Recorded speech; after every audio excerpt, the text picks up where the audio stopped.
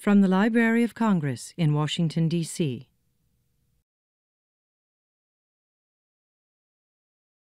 I'm Josephus Nelson, Library of Congress, and I'm here to introduce Eric Weiner. Mr. Weiner, author of Man Seeks God, My Flirtations with the Divine. Man Seeks God is Mr. Weiner's personal quest for the divine. Describing his religious background, Weiner told Ray Suarez of the PBS NewsHour, "I was raised a secular Jew. We maybe went to synagogue once a year. I like to think of us as gastronomical Jews. It was about food and not really about God, not about religion. And essentially, whatever religious or spiritual inklings I had were suppressed for most of my life. But then during a stay in a hospital emergency room, Weiner is asked by a nurse, 'Have you found your God yet?'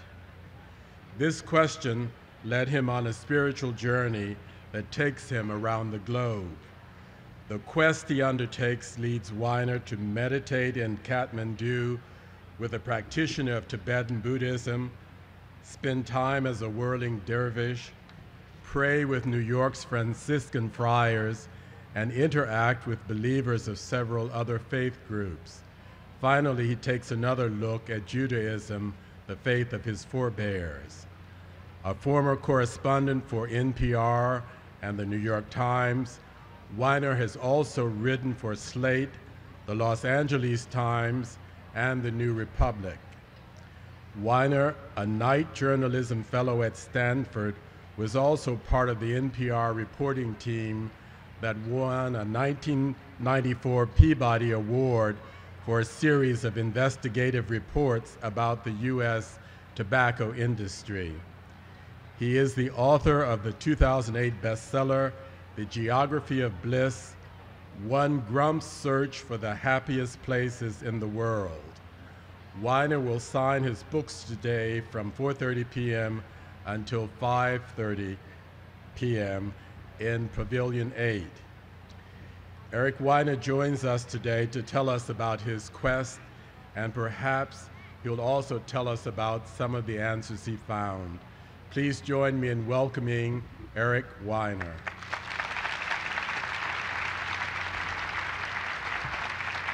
Thank you. Thank you, Josephus, for such a nice introduction. It is great to be out here on a beautiful, beautiful day. And who knew so many people love books? I am thrilled to be here. As Joe mentioned, yes, I was raised a gastronomical Jew. It really was all about the food. And that was okay. I had no real religious inklings, and as a former foreign correspondent for National Public Radio, having spent 10 years overseas, I was even less inclined to follow any religion, because as a foreign correspondent, you don't really see religion, or let's face it, the world, at its best. To give you a sense of where I was coming from, because when you write a book with the word God in the title, people get a little nervous, I think, especially these days, and they want to know where you're heading and especially where you're coming from. And this will give you just a little sense of my mindset. I was and still am a rationalist. I believe that reason and its offspring, science, are good. I question, though, whether reason alone is sufficient for a happy, fulfilled life. Nobody, as far as I know, has ever reasoned herself to a state of pure bliss. Reason is an excellent tool for solving problems, but offers little guidance in identifying which problems we should solve and why. Reason makes a wonderful servant, but a poor master. I also believe in words, in the power of words, and for decades, my philosophy, such as it was, mirrored that of the great student of myths, Joseph Campbell, who, when asked what spiritual practice he followed, said, "I underline books." Me too. I'm a promiscuous underliner, also circular, highlighter, scribbler, margin writer, and dog-earer. I'm not sure why. Maybe I'm like a cat marking its territory. Maybe underlining a passage makes it real, makes the author's ideas my own. Then again, maybe they already were. The act of underlining always contains an element of self-recognition. I read and underline anything I can get my hands on, but I have a particular weakness for self-help books. I love these books, though I dislike the term self-help. For one thing, it's not accurate. You're not helping yourself. The person who wrote the book is helping you. The only book that can accurately be called self-help is the one you write yourself. The other problem, of course, with self-help books is that they broadcast weakness and thus invite judgment. That's why my wife insists I keep my sizable collection hidden in the basement, lest dinner guests suspect she is married to a self in need of help. So that was me, mildly curious about God, but not curious enough to actually do anything about it, a spiritual voyeur at best, a hypocrite at worst, someone who had theoretically at least entered Dante's age of wisdom, a stage of life that begins at age 45, and that was okay, really, until a day a few years ago when I developed severe abdominal pain, and as Joe mentioned, found myself in the hospital. I don't like hospitals. My father was a doctor, an oncologist, and I learned at a young age that people died, and they tend to die in hospitals, so if I just avoided hospitals, I would never die. And this worked very well until I said a few years ago, they do a bunch of tests, there's some concern, I'm scared, the nurse comes in, she leans down, picking up on my fear, which was palpable, and whispers in my ear those words, "Have you found your God yet?" So now I'm really freaking out. I think she knows something I don't know. And, you know, I'm just wearing that paper towel they give you. It's not really a gown, and I'm cold and scared. Long story short, I was not dying, at least not at that moment. And I'm discharged from the hospital. And I return to my everyday secular world of single malt and television and books and underlining and everything else. But for some reason, I decided to answer her question, to find my God. And that, by the way, was how she phrased it. Have you found your God yet? As if there was just one out there waiting for me. And here's why. One is perhaps there are no atheists in ER rooms in August. Perhaps I had reached middle age, and my brush with mortality certainly reminded me that I will not be here forever. Perhaps it's because I had a 4-year-old daughter at the time who had a way of asking difficult questions. Children do that. They force our hand spiritually. We have to decide, how do we want to raise our children? As a gastronomical Jew, as a Jew-boo, as a nothing? That was the case. And I came across a wonderful line from the 17th century French philosopher Blaise Pascal. He's the one who coined the term God-shaped hole to describe that yawning void that is the human condition. I quite like the term. Every time I hear it, I think of donuts and of my life. Over the years, I've attempted to fill my God-shaped hole with all manner of stuff. Food, sex, bags, success, more food, travel, drugs, books, more food, leather-bound notebooks, moleskin, red Zinfandels, Cuban cigars, yet more food, pretentious foreign films, and once briefly and ill-advisedly a concoction of Guinness and Jack Daniels imbibed through a plastic funnel. That was college. None of this had worked. Why not try filling my God-shaped hole with God? The question was, which one? We live in an age of spiritual affluence. We have so many choices. Do you know how many religions there are out there? 9,945. I checked. It's a huge amount. My goal was to test drive perhaps 8 of them and to really experience them, not as an objective journalist or as an academic, but as a full participant, as much as that was possible. So I narrowed down the 9,945 down to 8 with great difficulty, eliminating some religions like Hungarian folk religion, which struck me as overly narrow, being neither Hungarian nor particularly folksy. I eliminated the Unitarian Universalists and managed to piss off the Unitarian Universalists, which is difficult to do. because they're all accepting. I thought no, this is true. I thought that if you believe in everything, that's a lot like believing in nothing. They have told me they do not believe in everything, just most things. And I came up with a cross-section of 8, some monotheistic like Judaism and Christianity and Islam, some polytheistic like Wicca or witchcraft, and some non-theistic, or if you will, atheistic religions such as Buddhism and Taoism. And I set off to, as I say, explore them. And I want to talk about Islam, because that's the one I decided to dive into head first. I did not want to waste any time. Because, why? More than any other faith on my dance card, Islam necessitates a reaction. That one word, meaning both submission and peace, elicits fear, admiration, puzzlement, full body scans. Islam is a religion of either peace and beauty or war and intolerance, depending on who you speak to and when. People may not know a lot about Islam, but everyone has an opinion about it, even if they keep it to themselves. Allah is the 800-pound God in the room. I can't ignore him. But which aspect of Islam?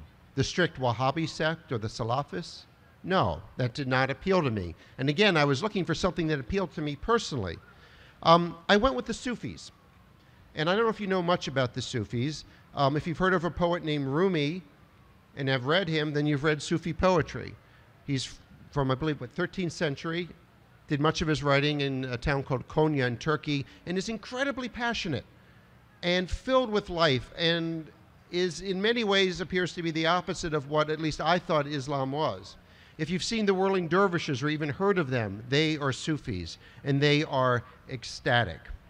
But where to explore? My spiritual journey began the way all great spiritual journeys begin, in California.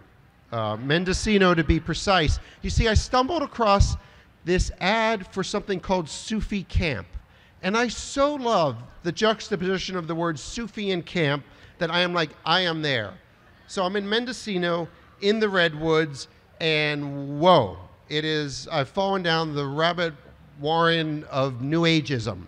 It's a hodgepodge of everything. We begin our day with a little bit of Buddhist meditation, do a Japanese tea ceremony, had a very nice Jewish Sabbath at Sufi Camp. And there was a little bit of Sufism thrown in, there really was. But I felt like it was unfocused.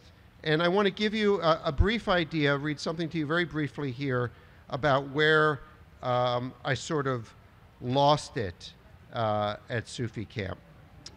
And yeah, it was on the 5th day of Sufi Camp when I discover I've been holding hands wrong. Someone points out that my fingers are intertwined incorrectly. They're very nice about it, but still it's embarrassing. Why didn't someone say something? For some reason, this sends me over the edge. I need to get out of here. I can't take it anymore. I can't take the hand-holding and the hugging and the gluten-free food and the self-correcting circles and the made-up names and the snow cone hair and the cultural relativism and the utter and complete lack of irony. I feel vaguely depressed, which is a ridiculous statement, actually. All depression is vague. If it were specific sadness, we would feel it, process it, and move on. I don't know how to get unstuck, and I could really use a drink. So I asked someone, where's the wine? Now I should say this is because the Sufis describe themselves as the drunkards of Islam. It's true. And in the ad for the brochure, it said, come drink with the beloved. I was really hoping for a nice Zinfandel, so I asked, where's the wine? The guy says, that was a metaphor, man. Now, one cannot drink a metaphor. I mean, metaphors are great. I love them, you know, like a fish loves whatever. I love metaphors.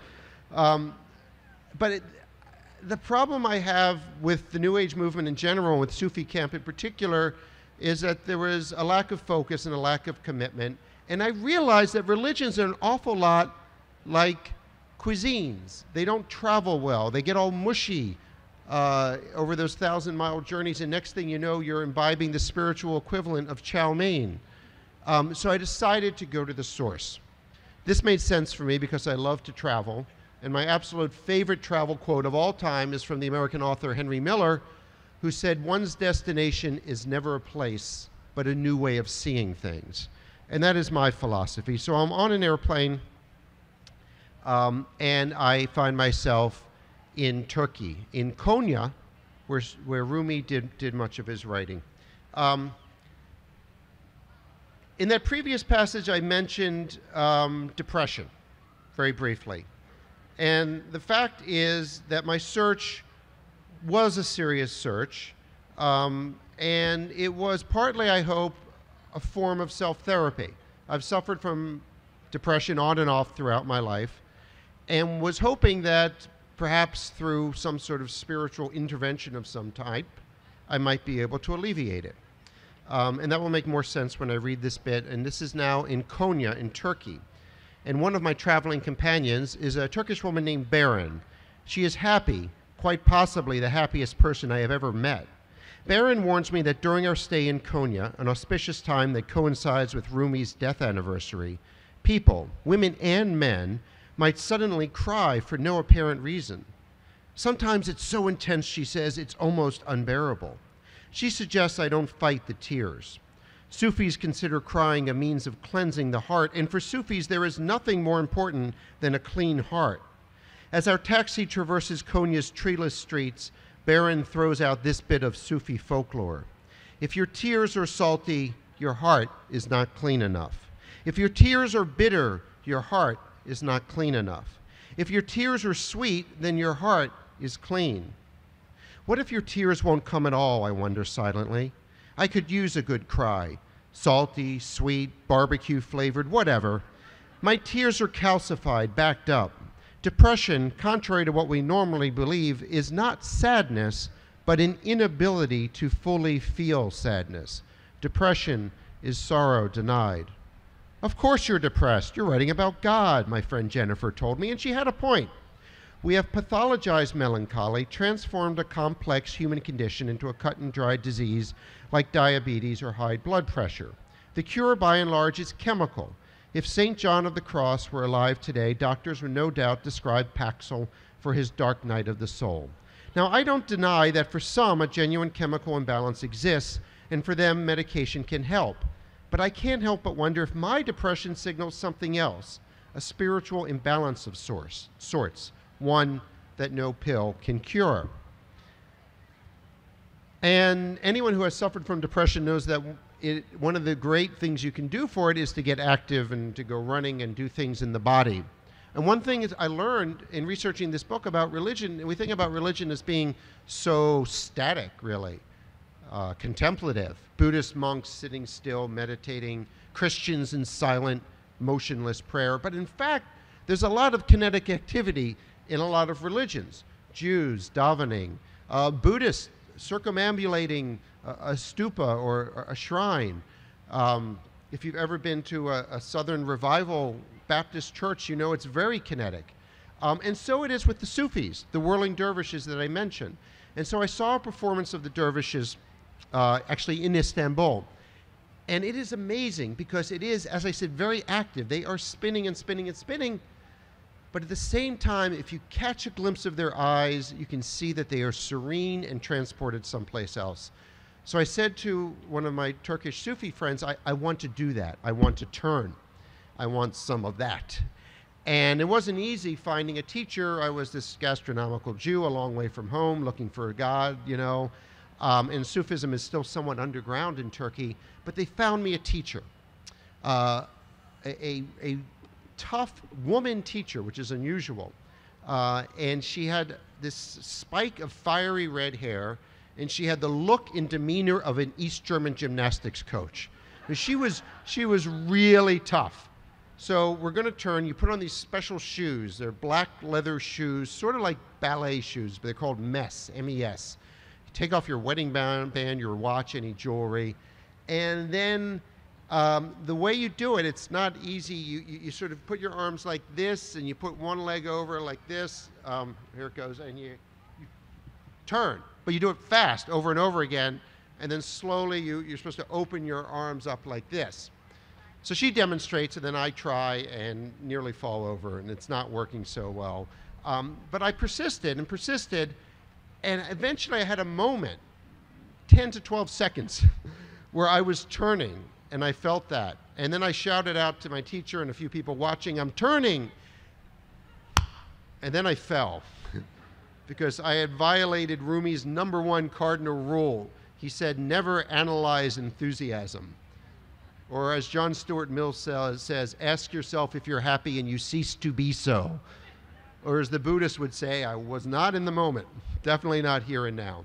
And I think a lot of times in these spiritual quests, we make too much of those moments, those flashes of insight, when really, the Buddhists have this wonderful parable of the Zen students go to the master and they say, "Master, you're so enlightened. What was your life like before enlightenment?" And he says, "Chop wood, carry water. And now that you're enlightened, Master, what is your life like?" "Chop wood, carry water." Life goes on. And that's the way I think ultimately religion at its best is not really about ritual, not about theology, not really about explaining the world, the way the world works, or where we came from, or where we go when we die. But for me, at least, it is a kind of applied philosophy, otherwise known as wisdom. How do you live your life? How do you get through every day a little bit easier? And Buddhism seemed to offer some answers there.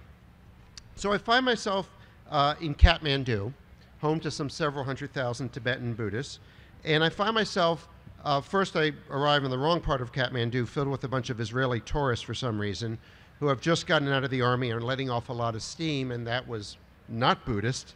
But I did find something called the Himalayan Buddhist Meditation Center, and I love the way that sounds. And it's all, if you've ever seen Tibetan decor, it's not subtle. Deep reds, flames of colors, and I'm on a cushion. There's a photo of the Dalai Lama there. It's all good. And my teacher is someone named Antonio, which disappoints me. He's of some indeterminate European extract. I was hoping for the wizened Tibetan Lama, but okay, I'll go with Antonio. And this is my first experience meditating in Kathmandu, sitting on a cushion. Finally, it's time to meditate. Spine straight, eyes 3/4 closed, chin slightly down, tongue against the roof of the mouth. Watch the breath. In, out, in, out. The breath is the only bodily function that is both involuntary and volitional. We can't control whether we breathe or not, but we can control how we breathe. In several languages, breath and spirit share similar roots. Think of the word inspire in English. In, out. Watch the breath. The meditation goes very well for about 7 seconds. Then my monkey mind takes over, or to use another Buddhist metaphor, my unleashed elephant stampedes. It stampedes in one direction toward nail clippers. I can't stop thinking about nail clippers. No, this is true. I did not bring any with me, and I fear my nails will grow to grotesque Howard Hughes proportions. I'm convinced there are no nail clippers in all of Nepal. I am doomed. Now, this is not a fleeting thought, mind you, but a persistent, recurring one. Breath. Nail clippers, breath. Nail clippers, nail clippers, nail clippers, breath. Finally, Antonio rings a little bell and puts me out of my misery. My God, how long was that? 20, 30 minutes? 5 minutes, says Antonio. Okay, so this enlightenment thing's going to take a little bit longer than I thought. So I decided my problem was not my monkey mind or my stampeding elephant. No, my problem was my teacher. It was Antonio. I needed a new teacher. A good carpenter always blames their tools, right? So I, perhaps unwisely, go off to seek the perfect teacher.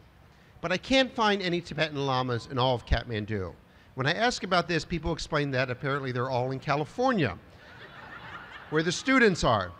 So I keep asking and asking, and finally someone says, look, have you tried Wayne?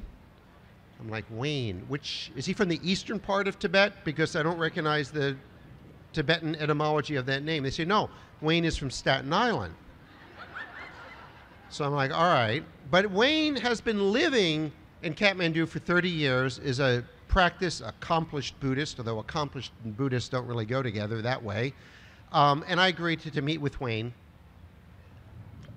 And we would get up on his roof every morning in Kathmandu with the Himalayas in the background and sit on these ratty cushions and attempt to meditate. And I did make some progress, although progress is not a term that really meditators should think of. And one thing that Wayne said to me really stuck. He talked about the pause, P-A-U-S-E, between breaths and between thoughts. The idea that there is a pause between each thoughts. Now, we don't think about this often. We just think thought. I'm having, the electrons, neurons are firing, and there's just, one after another. But in fact, there is a pause, and let me share a little bit there with you.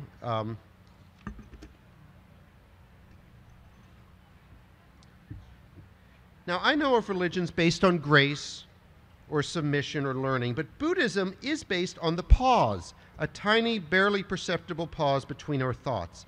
A pause that, while we normally are not even aware of its existence, contains the entire universe. We know this intuitively. We say that something gives us pause when it makes us stop and think or rethink. A good artist or interior designer knows that the gaps are crucial. A musician or public speaker uses silence to great effect. It is this pause, the space between things, that imbues those things themselves with meaning and beauty. And again, to me, that's the best part of religion. That kind of wisdom that you can take away, which is not to say any of it is easy. I explore one faith that most people here would consider a bit wacky, the Raelians. Anyone heard of the Raelians? Anyone a Raelian? The world's largest UFO-based religion. Yes, there is more than one. And they believe that we were created by an alien race called the Elohim 25,000 years ago. But never mind that. The interesting thing about the Raelians is they're all about fun.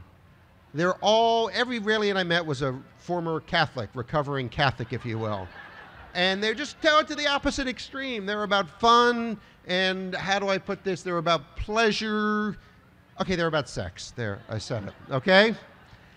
And they boast of having 80,000 members in 100 countries. And I thought, wow, that's pretty good. But I'm thinking, wait, you're about fun and sex and you only have 80,000 members? I mean, Catholics got 1 billion. I mean, so I sort of conclude that we don't want religion, spirituality, whatever you want to call it. We don't want it to be fun. We want it to be hard. We've got cable TV for fun. We've got shopping malls for fun. We want to be challenged. We want to be stretched. I could go on for hours, but I'm told I do not have hours. Correct.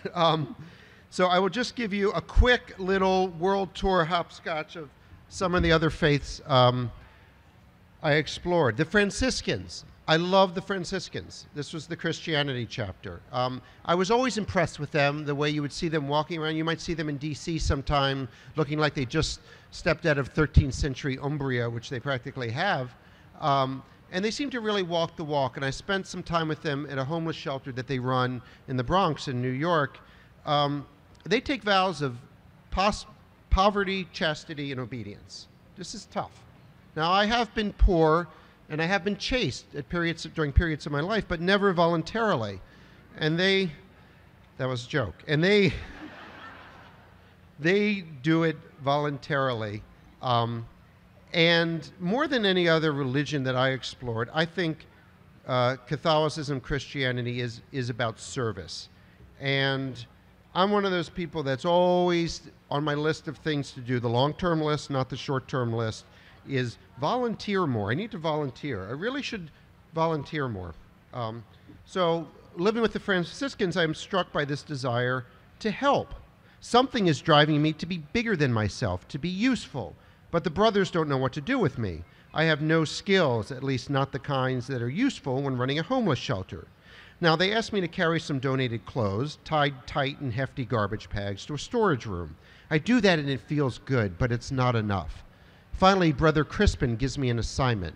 My task is to empty large bottles of shampoo into dozens of smaller, travel-sized bottles that can be distributed to the residents. Okay, I can do that. It's time-consuming, tedious work. I keep spilling shampoo everywhere. After an hour, I smell like a cheap beauty salon. And all the while, a refrain is playing in my head. Eric is doing a good deed. See what a good person Eric is. This is not the Franciscan way, I know. This is not the way of selfless love. I'm not doing this chore for God, not even for the residents of the shelter. I'm doing it for me, so I can feel better about myself. But is that so terrible? I mean, the men still get their shampoo. So one day I asked Father Rich. He had this long Old Testament beard, crinkly eyes, a nice man. I asked him about motivation. Does it matter what your motivation is if you're helping people? He says it does matter, but we can't wait for perfection. We can't wait for perfect motivation or nothing would ever get done. Now, in this sense, the Franciscans are very much aligned with William James, that great student of religion. He believed that emotions stem from actions and not, as is commonly held, the other way around. This is a bit hard to wrap your mind around. I don't sing because I'm happy because I sing, James said. Or as the Franciscans like to put it, fake it until you make it. They're fond of that one. Or to put it another way, we act our way into a better way of thinking rather than thinking our way into a better way of acting.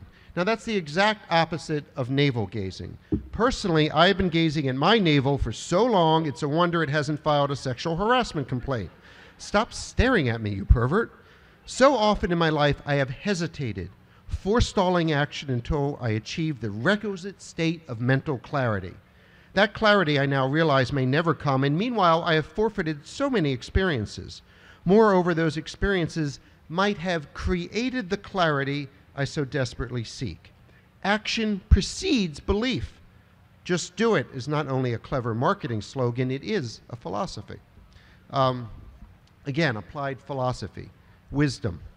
I will leave the Wiccans alone for a moment, lest they cast a spell on me, other than to say I like the Wiccans. I like witchcraft. I'm not ready to become a witch for various reasons, but one thing briefly that fascinated me about the Wiccans is their relationship to ritual. They will talk about bad ritual. That's the term that they use. That was bad ritual. And I thought, well, what's bad ritual? For me, bad ritual would be I go to a synagogue and I flub my lines. I blew it. For the Wiccans, bad ritual is bad content. Like, it wasn't written well. It didn't move us. It didn't elevate us.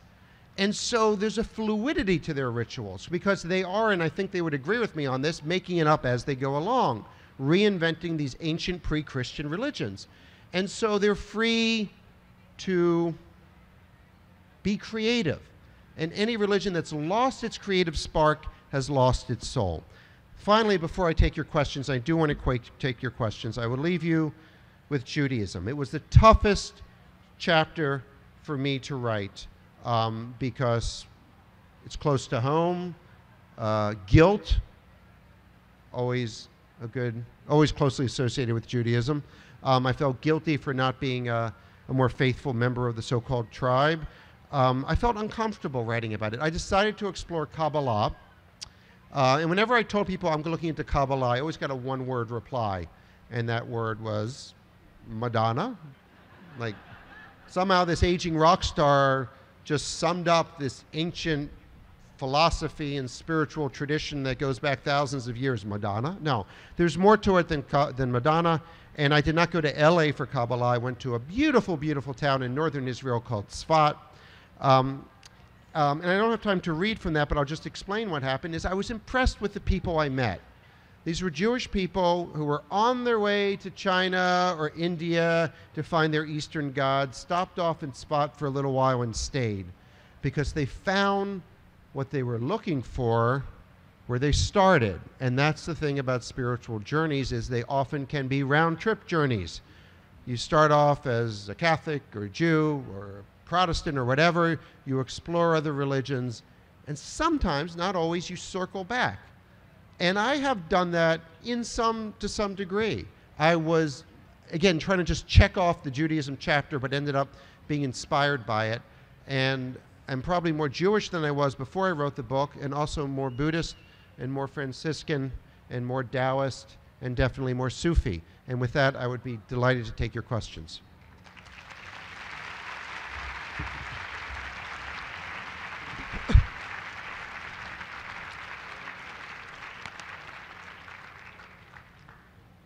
And we have microphones, right? Yeah, okay. So we don't have a huge amount of time, so do we have any questions? We must have some questions. Or we could just do 10 minutes of silent meditation. No, question.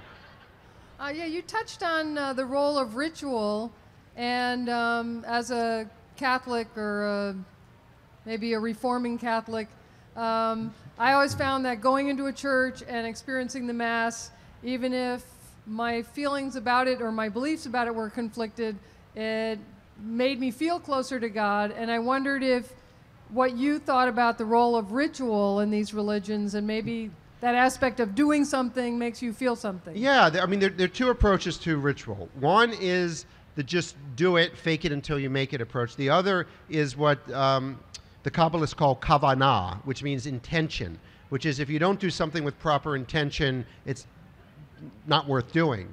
That's a tough one. But I think I see value in what you're saying in finding meaning in the ritual. And you touched on another word, belief. You said you don't believe in it. And I think that's one huge mistake we make when it comes to religion, discussing religion, is we place too much emphasis on belief. Do you believe in God? What do you believe in? For most religions out there, a lot of them at least, it doesn't matter. It's what do you do? What is your ritual? What is your practice? Yes. I was just wondering if you had an answer for the lady in the hospital now. Right. I thought about that. What would I say to her? Have I found my God yet? I would say yes and no. I would say essentially that I don't believe it's the right question. The question, it applies a finality to it. Like you find your God and you're done. Just like you finish the term paper, you're done. You made it to the mall, you shopped, you're done. No. Rainer Maria Rilke, the Austrian poet, once said that God is a direction. And I like that. You wouldn't say I've arrived at northeast or northwest. I'm heading northwest. So I'm still heading there. And I think actually the question is wrong. Or not wrong, but misleading, I would say. Yes. In the Protestant Church, the United Methodist Church, many of the churches are dwindling. I believe the average attendance or the average membership is 125 or fewer for the vast majority of Methodist churches. When you were writing the Christianity chapter, did you get a sense of why Christianity may not be attracting people? Ooh, that's a heavy question. Is it marketing? No.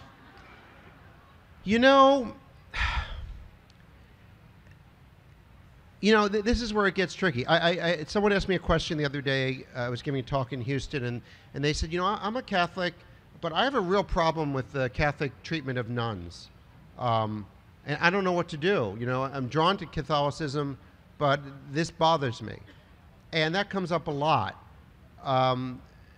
There's so much about, religious institutions that I disagree with. And we don't have to get into them here.